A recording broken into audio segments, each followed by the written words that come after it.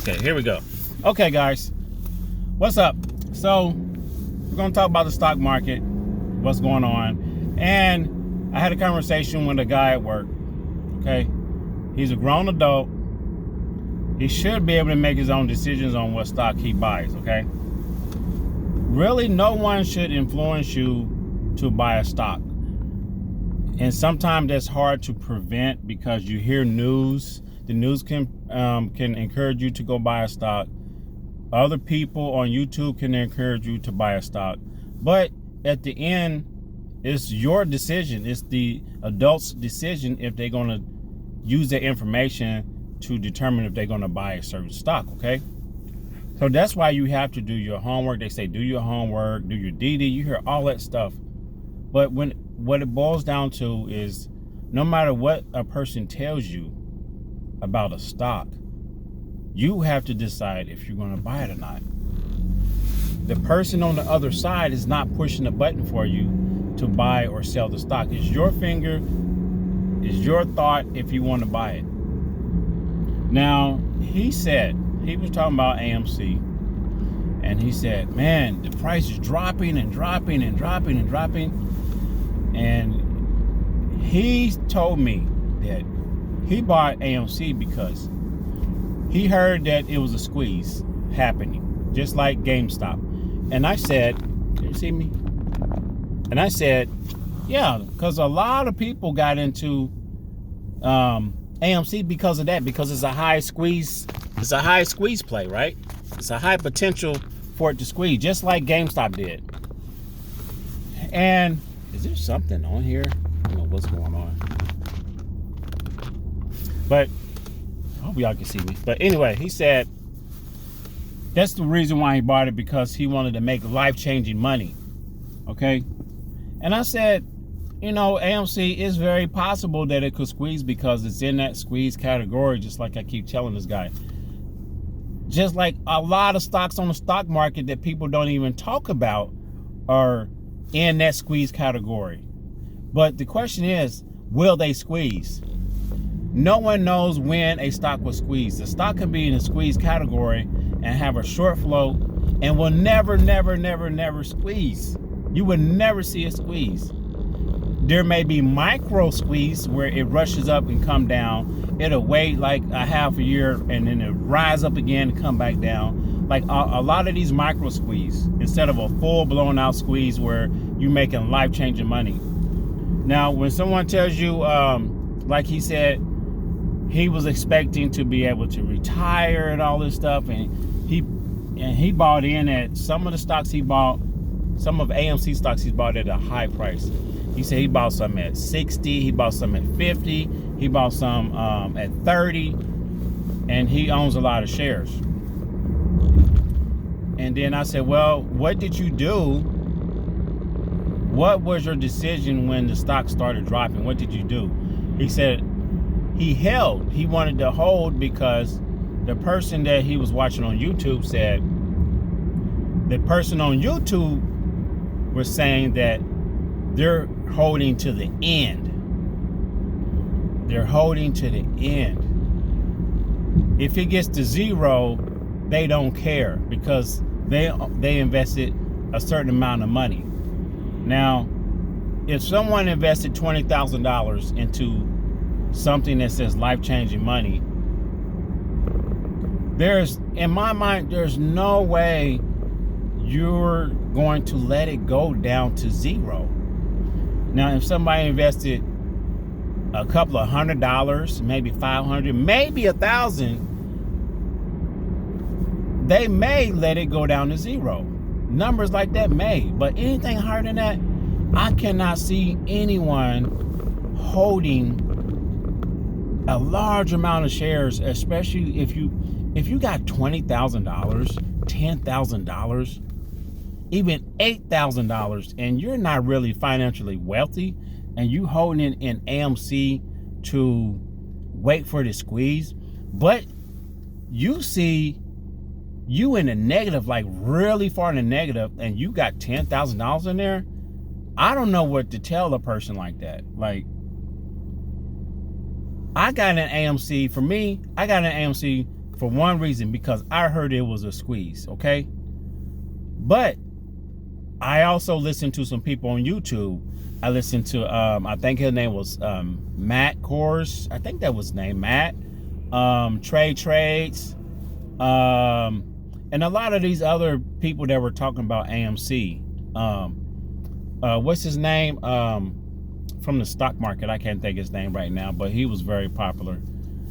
I'll think his name in a minute. Lou versus Wall Street. Okay. He was one of the main people that a lot of people listen to. Because at certain times, what you was hearing from him, it made sense. Like, a lot of things that are in a stock squeeze, people will say about a certain stock. It makes sense. Because, you know, if you squeeze, you can have this amount of money. And it's going to squeeze up to this number. It's possible it can squeeze to 1,000. It's possible. And some people were even saying that when it squeezes, it's going to go to at least over 1,000. Like, I heard people saying crazy stuff. But these people that people were following, in a sense, they were telling them some things that were correct.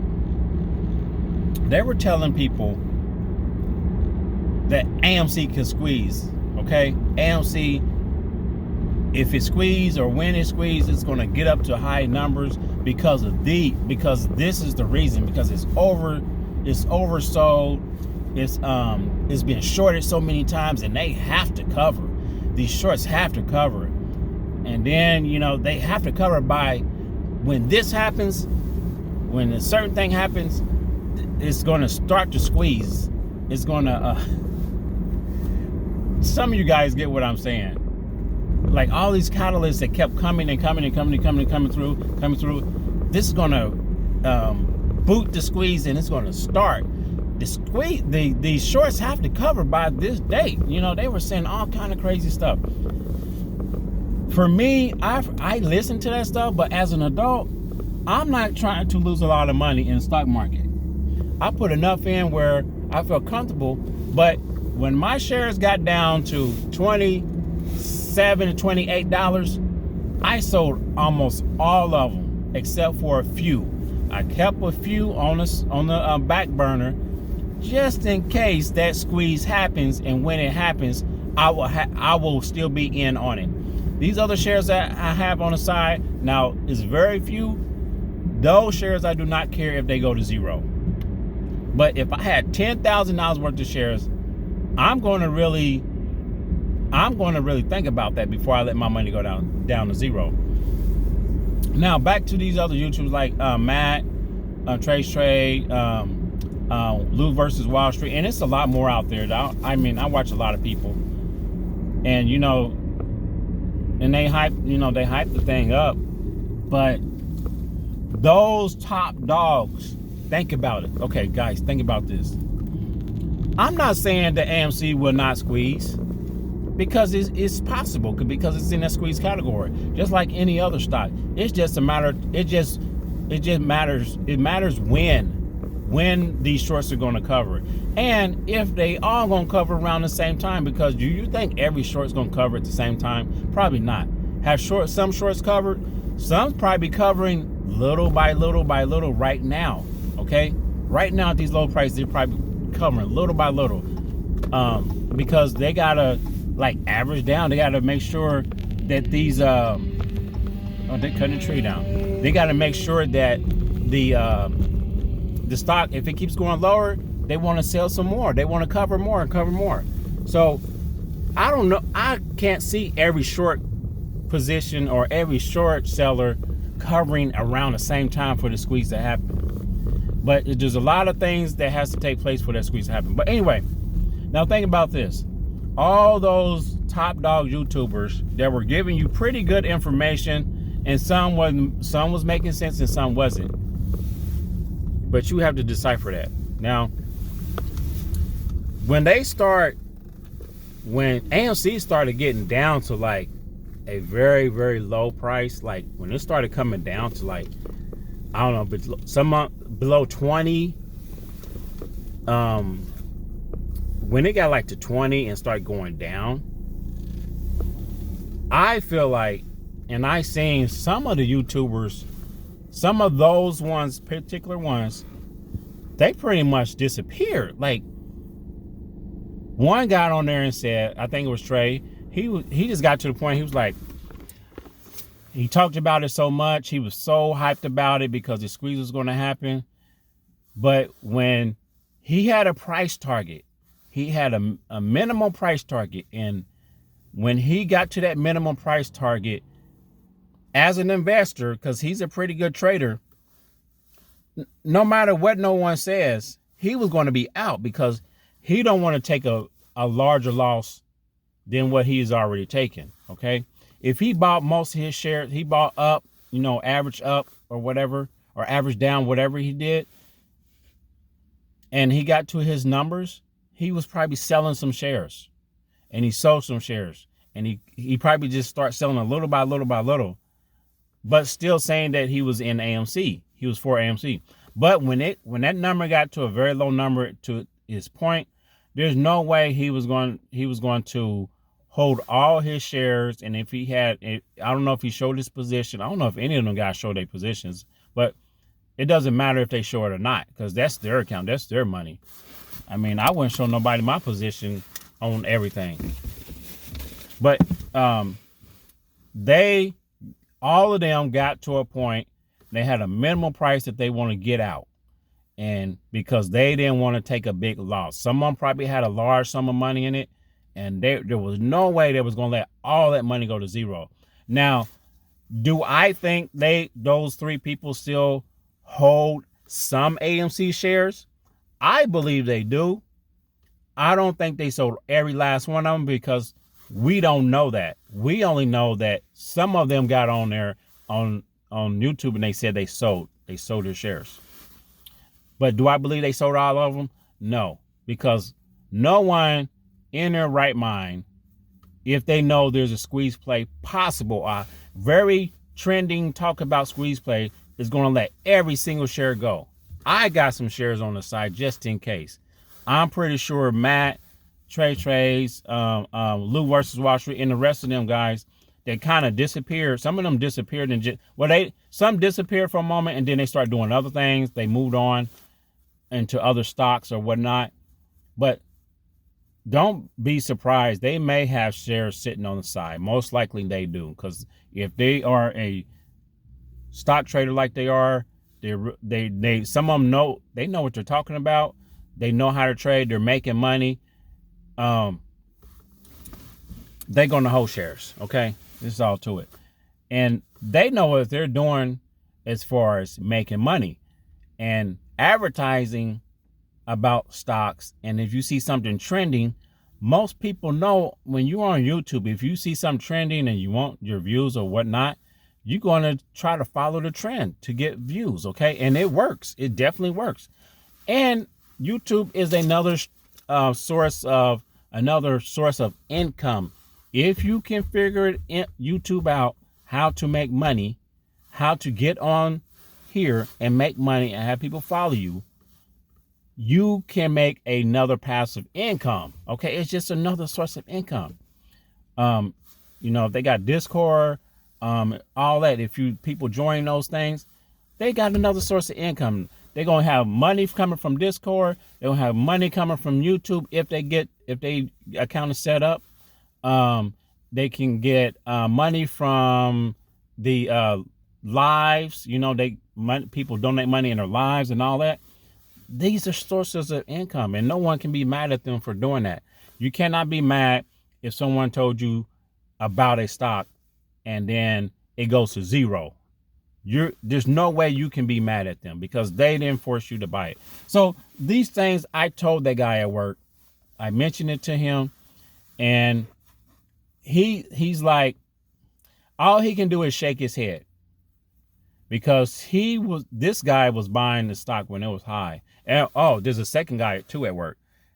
When he heard about it, he just jumped in and started buying it like when it was at 50. I think when it got up to 60, he bought some. And now when he sees the stock today, he just shakes his head.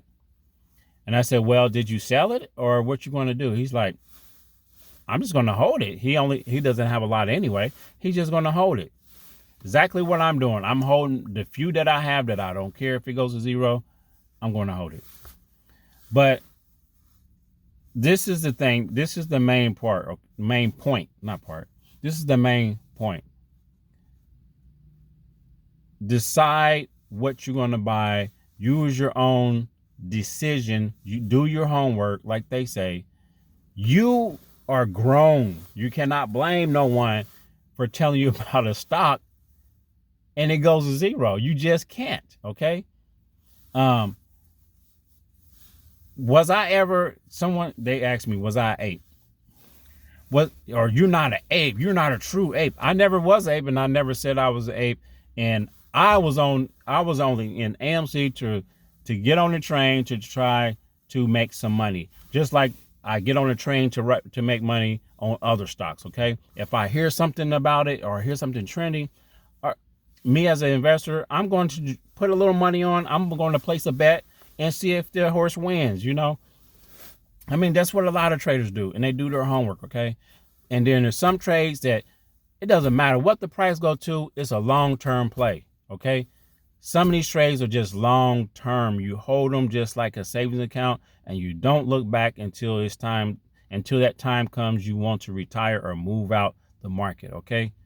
Those are long-term investments on the stock.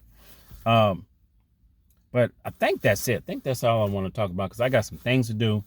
But guys, just be smart, okay? Okay, be an investor, okay? Try not to jump on the train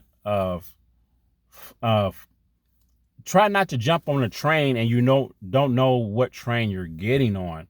Like you don't know the destination, okay? Figure out the destination, at least get that point. Get the itinerary and see what's going on, see where you're going.